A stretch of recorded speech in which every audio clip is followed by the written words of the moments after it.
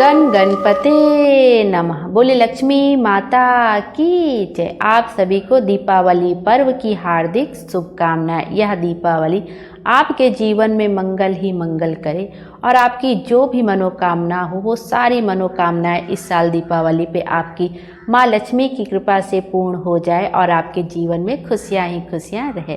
एक बार फिर से आप सभी को दीपावली की हार्दिक शुभकामनाएं। आइए आज के वीडियो में हम दीपावली की संपूर्ण पूजा विधि के बारे में जानेंगे कि दीपावली के दिन हमें भगवान गणेश और माता लक्ष्मी की कैसे पूजा अर्चना करनी चाहिए।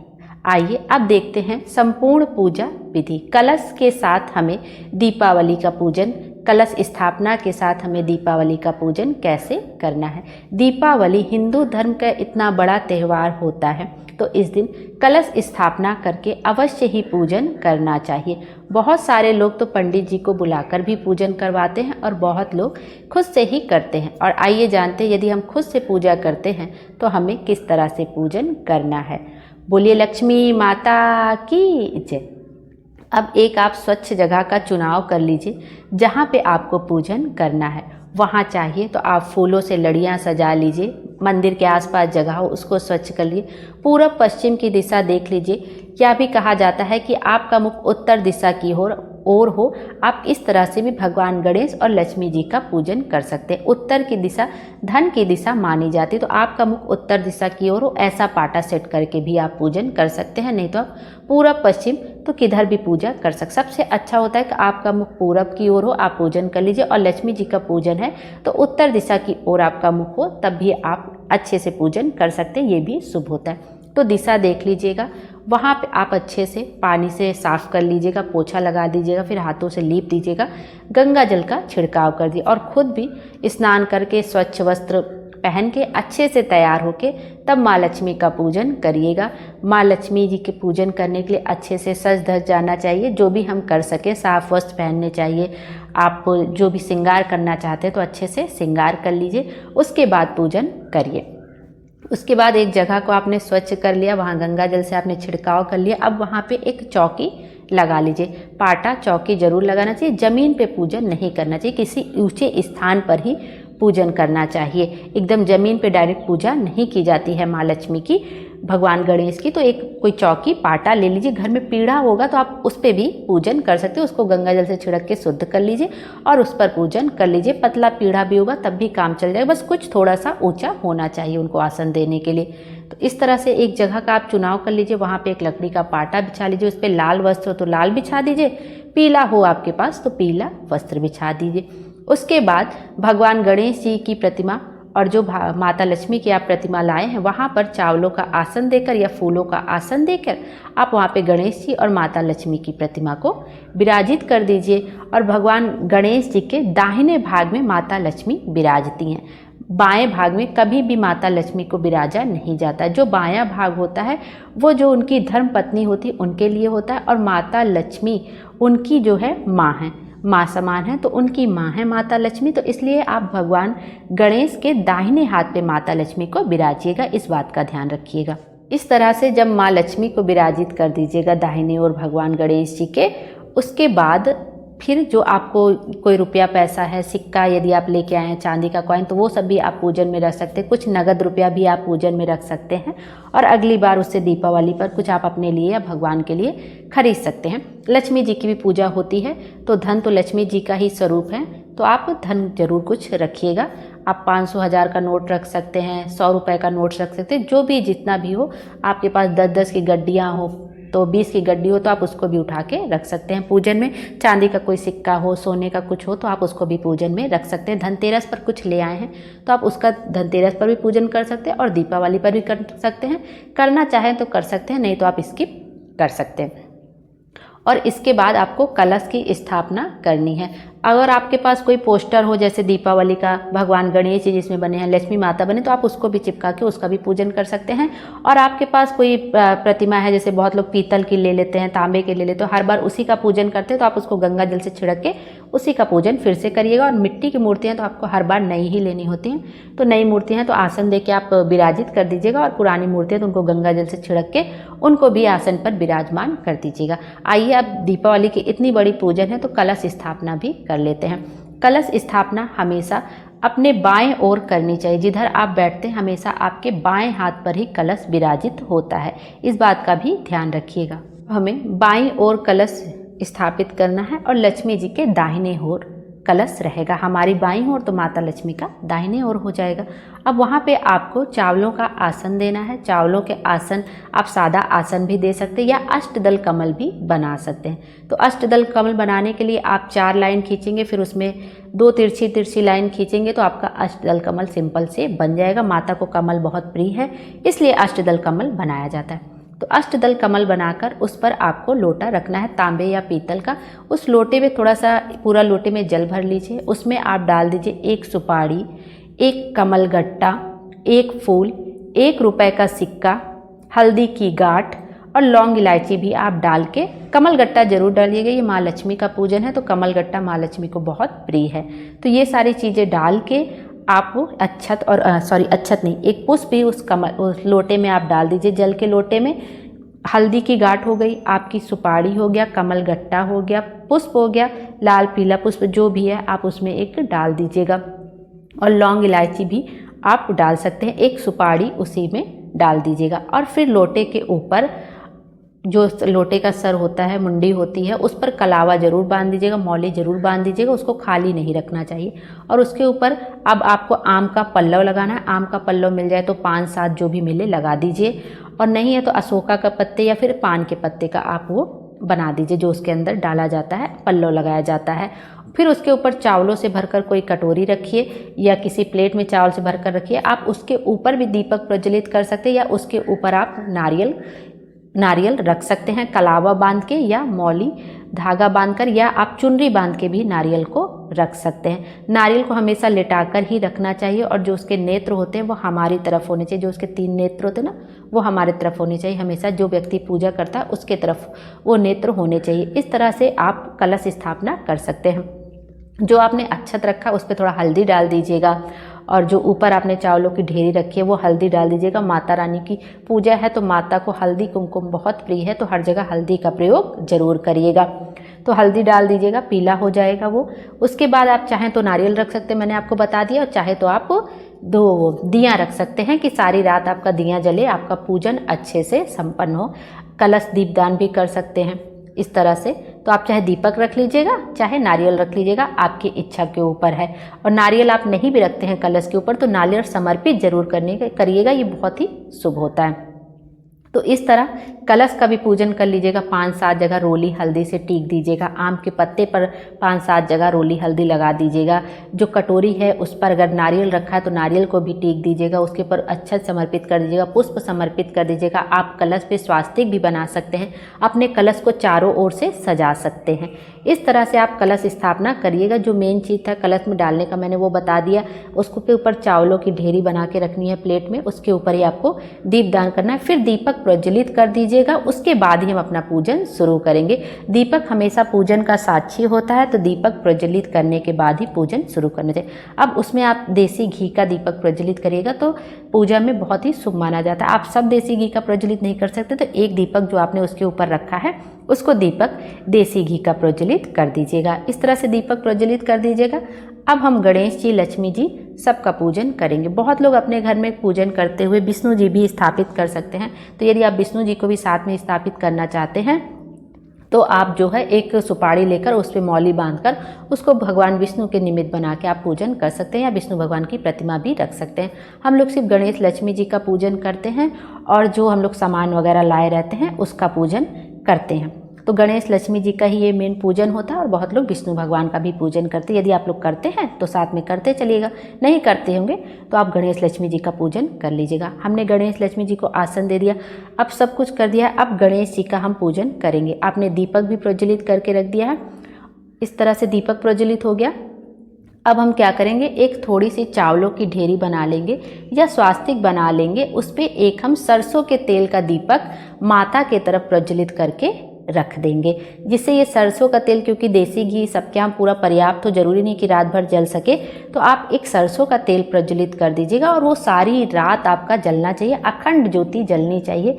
लक्ष्मी घी का क्या होता है, जम भी जाता है कभी कभी, और सबके पास इतना इनफ हो, ज़रूरी भी नहीं कि सारी रात देसी घी का दीपक जले, और शुद्ध मिले कि ना मिले घर का हो ये भी ज़रूरी नहीं है। तो सरसों का तेल जो भी हमारे पास है उसको हम यूज कर लेंगे, और सरसों का तेल का दीपक सारी रात माता लक्ष्मी के पास अखंड ज्योति जलनी चाहिए, और जो दीपक की लौ है ना वो माता रानी की तरफ ही हमेशा होनी चाहिए। इस तरह से आप चाहे स्वास्तिक बना के, चावलों का स्वास्तिक बना के आप वहीं पे एक साइड में माता की तरफ रख सकते हैं, बीचों बीच भी आप चौकी के स्वास्तिक बना के रख सकते हैं। क्या बीचों बीच बना देते फिर पूजन करने में कुछ चढ़ाने में दिक्कत होता, थोड़ा सा आप साइड में किनारे कर भी स्वास्तिक बना सकते हैं छोटा सा, और उसके ऊपर दीपक रख दीजिएगा जो रात भर आपका जलता रहे। इस तरह से हो गया कि एक दीपक हमने जला दिया, वो जितनी देर तक आप घी डाल दीजिएगा, एक बार जलेगा, नहीं तो फिर आपका अखंड ज्योति जो जलना है वो रात भर सरसों का तेल का आपका आराम से जलते रहेगा, उसमें बार बार तेल आप भर दीजिएगा।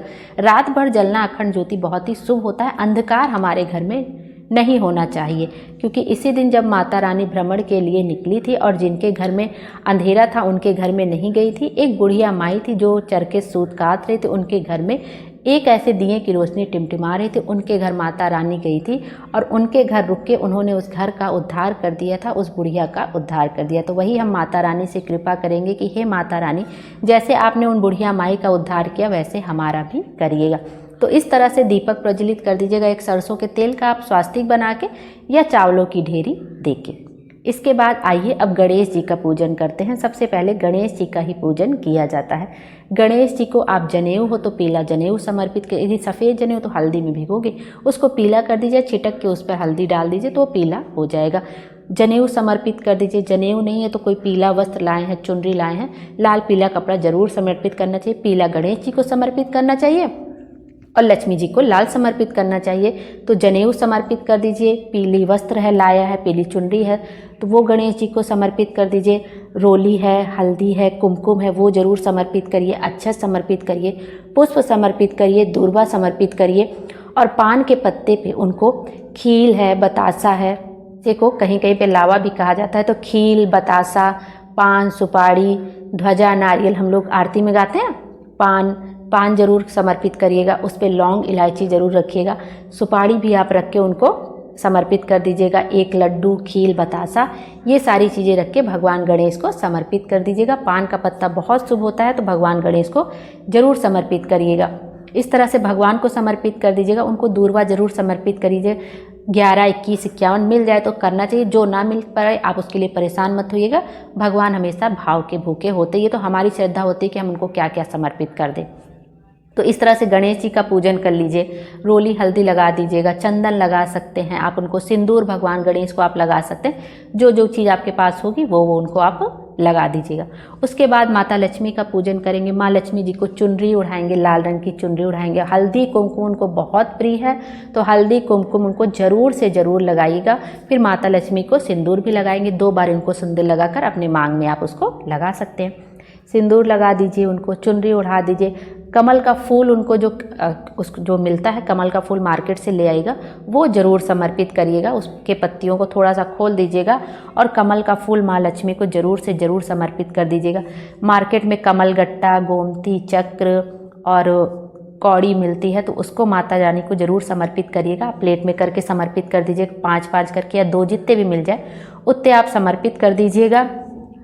और माता रानी को धना धनिया इस दिन ज़रूर समर्पित करना चाहिए। जो खड़ा धनिया होता है ना, उसको एक कटोरी में भर के उसके ऊपर आपको हल्दी की गांठ 5 या 7 जो भी आपको हल्दी की गांठ मिल जाए उसको माता रानी को इस पूजा में ज़रूर से ज़रूर समर्पित करना चाहिए। खड़ा धनिया और हल्दी की गांठ जरूर समर्पित करिएगा और गुड़ का भोग जरूर लगाइएगा। गुड़ की बाटी का भोग जो गुड़ होता है उसको भी एक कटोरी में करके माता रानी को भोग जरूर लगाइएगा। और जो खील बतासे हैं, लावा है, वो माता के ऊपर थोड़ा सा डाल दीजिएगा। जो आपने सिक्के वगैरह रखे हैं, धन रखे उसके ऊपर उसके भी खील बतासे डाल दीजिएगा। गणेश भगवान को खील बतासे चढ़ा दीजिएगा। दोबारा चढ़ा देंगे तो कोई दिक्कत नहीं है, इस तरह से माता का पूजन कर लीजिएगा। लाल पुष्प मिले तो माता को जरूर समर्पित करिएगा, कमल का फूल मिले तो जरूर समर्पित करिएगा, नहीं जो है आपके पास वो जरूर समर्पित करिएगा। भगवान गणेश जी को लड्डू बहुत प्रिय है तो उनको लड्डू समर्पित करिएगा। और माता रानी को खीर पसंद है तो खीर बना सके तो आप उनको खीर समर्पित कर दीजिएगा।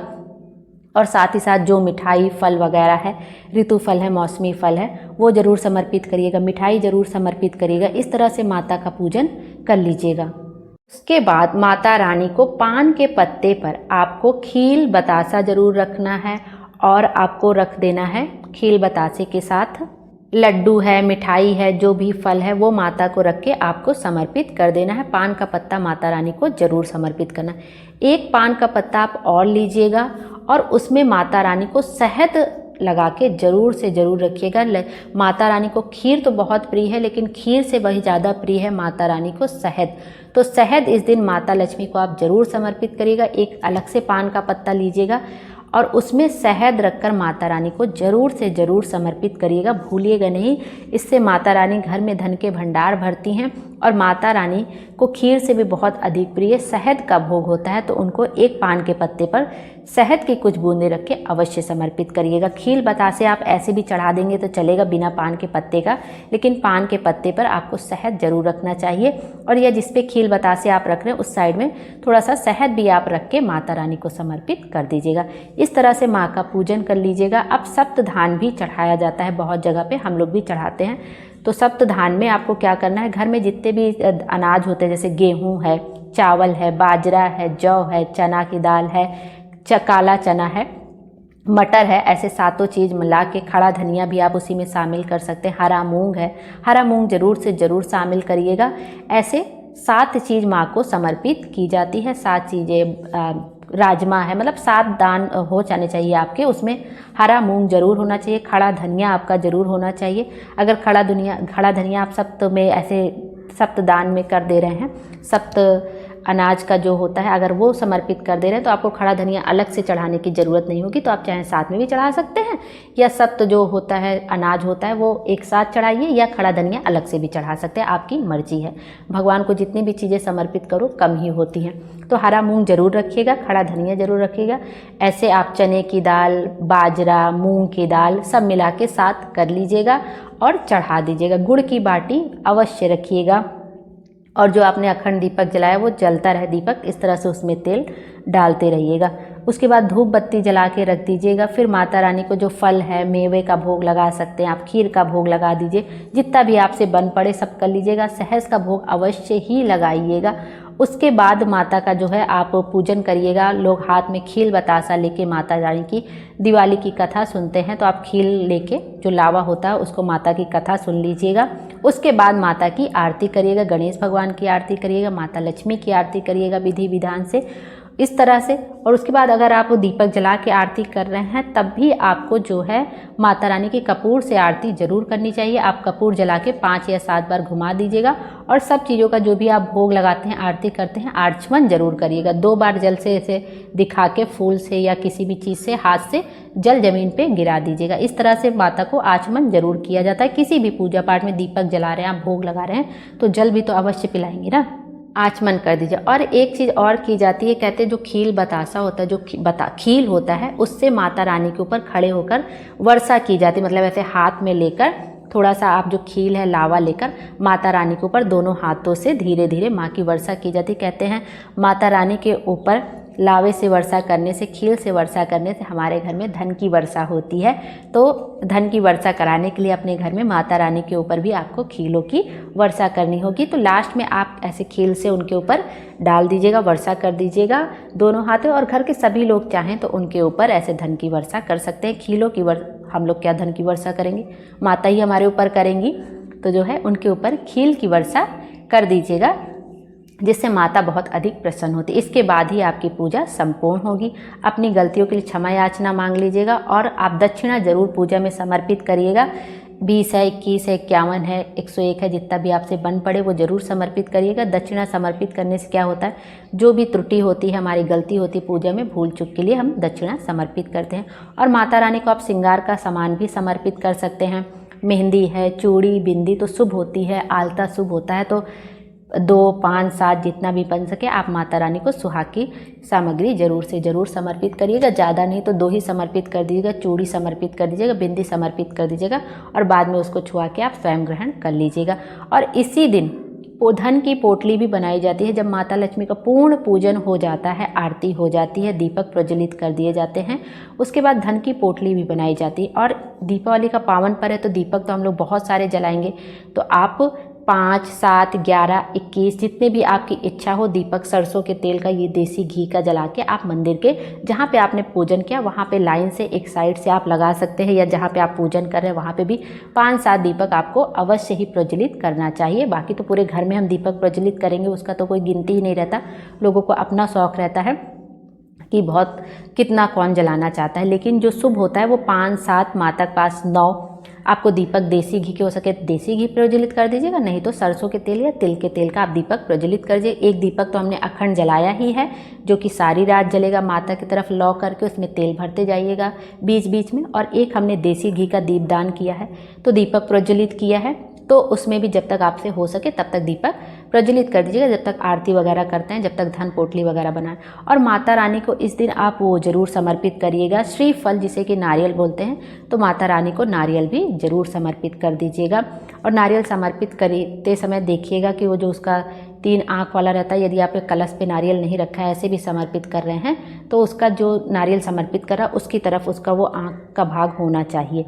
तो इस तरह से नारियल समर्पित कर दीजिएगा। माता रानी को जरूर से ज़रूर नारियल समर्पित करिएगा। सब शुभ ही होता है, नारियल तो हर पूजा पाठ में शुभ होता है, तो आप समर्पित कर दीजिएगा। उसके बाद दीपक प्रज्वलित करके रख दीजिएगा। 5, 7, 11, 21, 51 जितनी भी आपकी इच्छा हो, जहाँ पे आपने पूजन किया है वहाँ पे जला दीजिए। कुछ नहीं तो 7 तो जरूरी कर दीजिएगा, और उससे भी कम है तो 5 कर दीजिएगा। तो इतने ज़रूर दीपक प्रज्वलित कर दीजिएगा।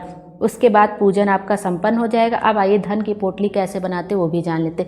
जो हमने गोमती चक्र चढ़ाया है, जो हमने कमलगट्टा चढ़ाया है, जो हमने सुपारी चढ़ाई है और जो कौड़ी चढ़ाई है, उसी को एक लाल कपड़े में या लाल वस्त्र में 1-1, 2-2 करके डाल लेते हैं और उसको बांध देते हैं, और उसी को धन की पोटली कहा जाता है। कहते हैं जब भगवान माता लक्ष्मी की पूजा करते हैं तो ये सारी चीज़ें उसी में अभिमंत्रित हो जाती हैं, माता की कृपा बरसती है। तो एक लाल कपड़ा ले लीजिए या पोटली ले लीजिए, उसमें 1 या 2 गोमती चक्र डाल दीजिए, 1-2 कौड़ी डाल लीजिए, 1-2 कमलगट्टा डाल दीजिए, हल्दी की गांठ डाल दीजिए, सुपारी डाल दीजिए, जो आपने लौंग इलायची है वो चाहें तो आप डाल सकते हैं, नहीं भी डाल सकते, आपकी अपनी इच्छा के ऊपर है। लेकिन कौड़ी, कमलगट्टा, हल्दी की गांठ और सुपारी और गोमती चक्र अवश्य ही डाली जाती। इनमें से जो नहीं मिलेगा वो आप छोड़ दीजिएगा, और जो आपने पूजन में रुपया पैसा रखा है उसमें से 1 का सिक्का उठा के आप अपने उसी धन की पोटली में डाल लीजिएगा।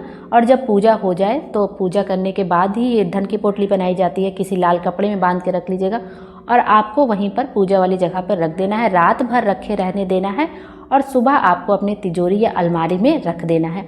और जो पिछली बार की होगी उस धन पोटली का आपको विसर्जन कर देना है उन चीज़ों को, या उसमें आप गंगा जल छिड़क के गोमती चक्र कौड़ी का फिर से उपयोग कर सकते हैं। इस तरह से धन की पोटली बनाई जाती है दीपावली के दिन। धन की पोटली भी बना लिए, दीपक भी प्रज्वलित कर लीजिएगा। अब माता रानी से झोली पसार के नमन कर लीजिएगा और झोली को अपनी तरफ ही गिराइएगा और माता रानी से कहिएगा, हे माता रानी, हमारे घर में सदा सदा के लिए विराजमान रहिए, हमसे जो भी कमी हो गई उसको क्षमा करिए और हमारे घर में हमेशा ही रहिए। भगवान विष्णु, भगवान गणेश के साथ सदा सदा के लिए हमारे घर में विराजमान रहिएगा। अपनी कृपा दृष्टि हम पर और हमारे पूरे परिवार पर बनाए रखिएगा, हमारे पूरे देश पे बनाए रखिएगा। सिर्फ अपने लिए ही नहीं बोला जाता, सबके लिए बोला जाता है। जब सब खुश रहते हैं तो खुशियाँ अपने आप हमारे घर में आती हैं। आप सभी को दीपावली की एक बार फिर से हार्दिक शुभकामनाएं। आपका दिन मंगलमय हो और दीपावली इस बार आपके लिए खुशियों से भरी हो। बोलिए माता लक्ष्मी की जय। यह थी आज की वीडियो। उम्मीद है आपको अच्छी लगी होगी। अगर अच्छी लगी होगी तो कमेंट में बताइएगा ज़रूर। Thank you.